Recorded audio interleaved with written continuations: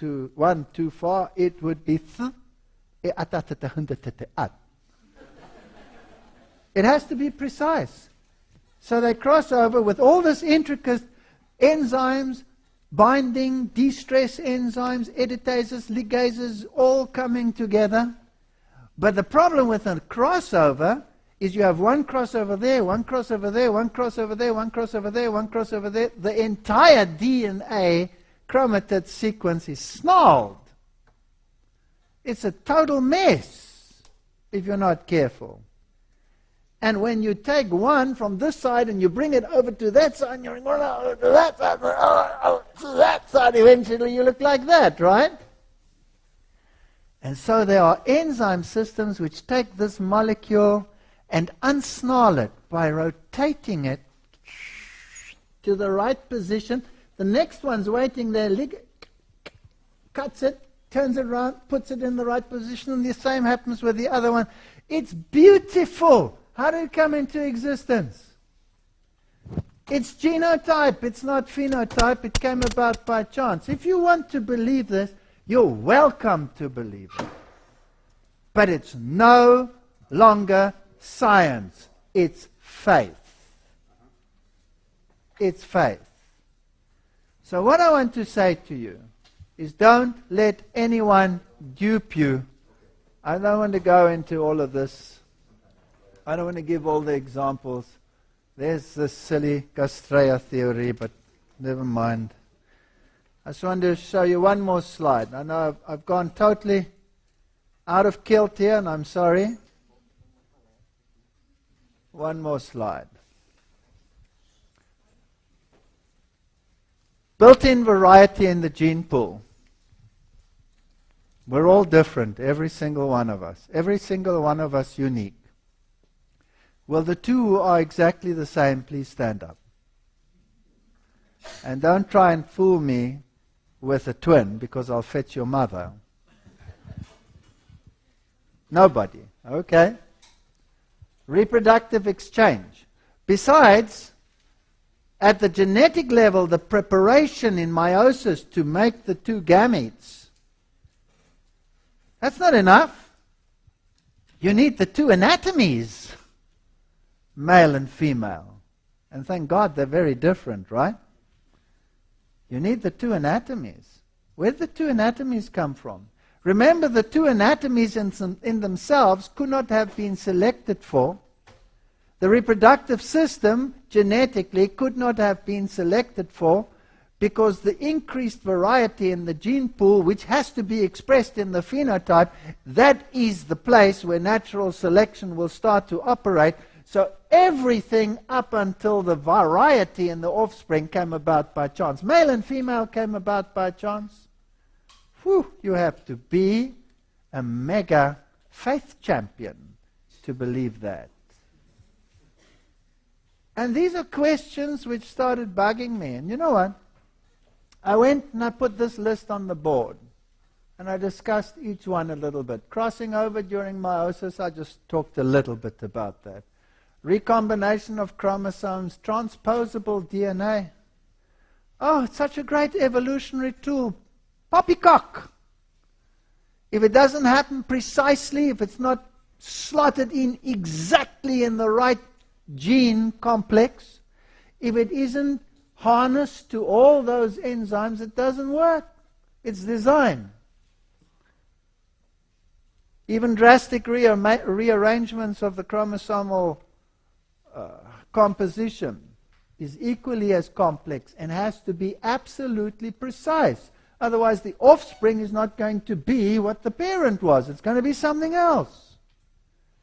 And there's so much variety in gene pools that you could end up from a caterpillar to being a butterfly. Or vice versa. Would you like that, ladies? If you were known as a butterfly, would you like to be a caterpillar in the next generation? Nobody would fall in love with you. But that's the variety in your gene pool. Where did all this stuff come from? Natural selection had no part to play. So it has to be designed. And this is my point. If evolution is faith after all, then don't let yourself be lied to that it's science. It's faith. If you want to believe it, that's fine. Because God, in His mercy, has given us a freedom of choice. And you are free to exercise it. And that's what I like about God. He didn't force me to follow Him. He said, if I be lifted up, I will draw all men to me. In a marriage situation, you can only be really happy if you're free. If you have a partner that forces you and chains you to his side, you will always be a slave. And you will never be truly happy. Only when He cuts the chain and He says you're free, you can go, does love become worthwhile. Because if that partner says, I don't want to go because I love you, then you can have pure, unadulterated freedom and unadulterated love. And that's the gospel. And if you can't read the gospel in the gene pool, well, then that's your problem. But the gene pool convinced me that God is right. And the rest, the paleontology and the fossil record and the radiometric dating and the this and the that and the other, every single one of them comes down eventually to a choice. Because all of them are based on basic assumptions. Whether the assumption is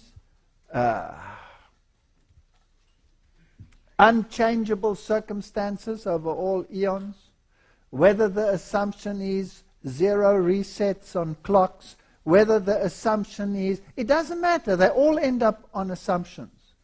So all of them enter the realms of faith.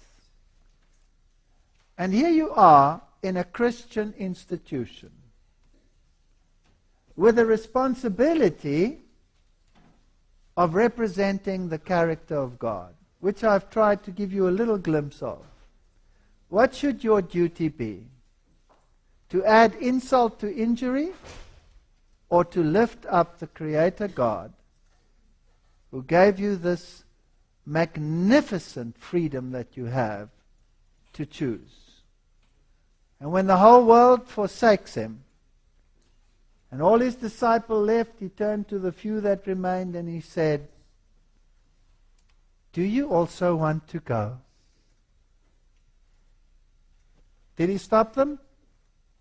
No. Do you also want to go? And they said, where shall we go? You have the words of eternal life. Where shall we go?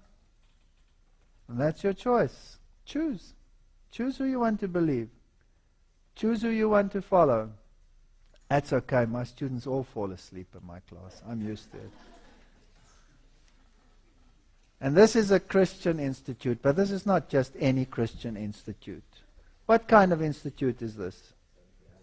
This is a Seventh-day Adventist institute. And if it says Seventh-day Adventist, that means you subscribe to the principles of the seventh day with all its consequences, and you believe in the second coming, and that means you believe in the beginning and the culmination of the gospel. If you have made that choice, then stand by it. If you're going to trip up that choice, then don't pretend, because there are people watching you and they will say, hypocrites. They say they believe something, but they do something else. Make a choice. God bless you. Thank you. You can ask your question.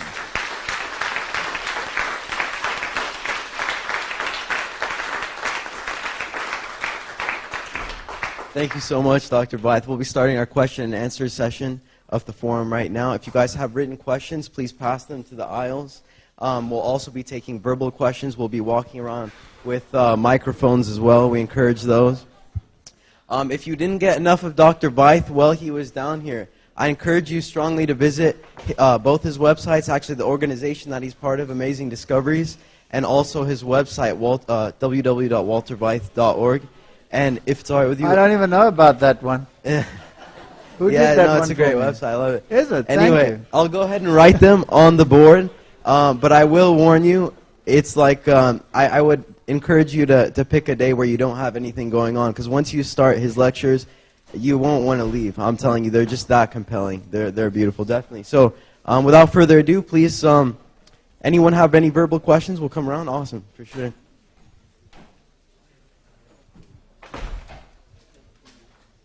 Yeah, yes, Professor, you were saying that this book that the Who's speaking where? oh, I'm right here. Oh, there. Sorry about that. I want to see if I can get all this into one thought. This priest that came to your house that had these stories and knew things about you.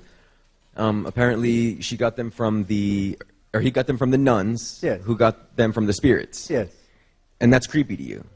That's Creepy, you were saying. That's creepy, yes. But how is that creepier than the Bible, who got this? It was written by some dudes that got the words from spirits. It sounds very similar to me.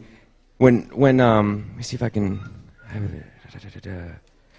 We're familiar with construction as humans. We build things, so it seems like a cop out for us. You were saying it's a cop out to push the idea on a different planet and say, oh, well, they must have come from a different planet. That's a bit of a cop out. It's a cop-out. Yes. Right. Well, how is it more of a cop-out to say, well, we can't solve any of these things that you were talking about. We don't know exactly how they happen. There's always a choice. It comes down to the point where we say, God did it. God did it, and then our problem's solved. All of a sudden our answer is answered, or our question's answered. I mean, to me that sounds, because we're Okay, familiar that's with good. construction. I've got your question. Very good. Thank Good. you. And I like you. And I like your question. Well, which of the dudes do we believe?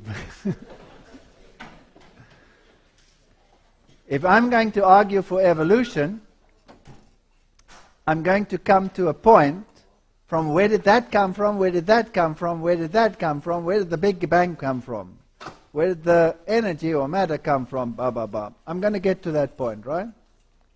When I come from a religious viewpoint, where did that come from, where did that come from? Well, come up, you end up with God. You're saying, where did he come from? Okay. So both science and religion come to the point of zero answer.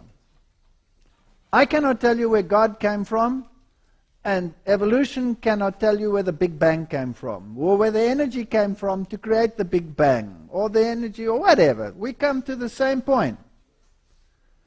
So now, we have two options. I can look at where the nothing came from that created everything that we have here, and I can conclude natural evolution is what did it, and I start with the basic assumption that nothing exploded and created everything. And here I am. That's science. You can check out the physics, and you can see that's exactly what they say. Or I can say, be naive, and say, God did it. At least I belong to someone, and here I am, and I still can't prove it. Hang on, I'm not done. I'm still answering it. Both of them come to the same point. I don't know where they come from. But now, what if God did it? Is that all the evidence he gave me? He put me here, and he left me to my own devices, and he said, there, carry on. No, he didn't. He spoke to prophets. You said it's freaky. Sure, it's freaky. I would freak out if I had to have an experience like that. Ellen White freaked out when she had an experience like that. I'm sure all the prophets, Daniel says he freaked out. Read Daniel chapter 10, he freaked out when he had the experience. And here this God comes and he tells me history in advance, throughout all the ages. It's something called prophecy. The nuns didn't do that. The nuns just told me what was already there, what they had perceived, what the devil was doing himself. But they couldn't tell in advance what was going to happen. No. He knew that there was a problem, and he knew that he was working with my mind, and he knew that I was talking to my wife, I have to get help from the Catholic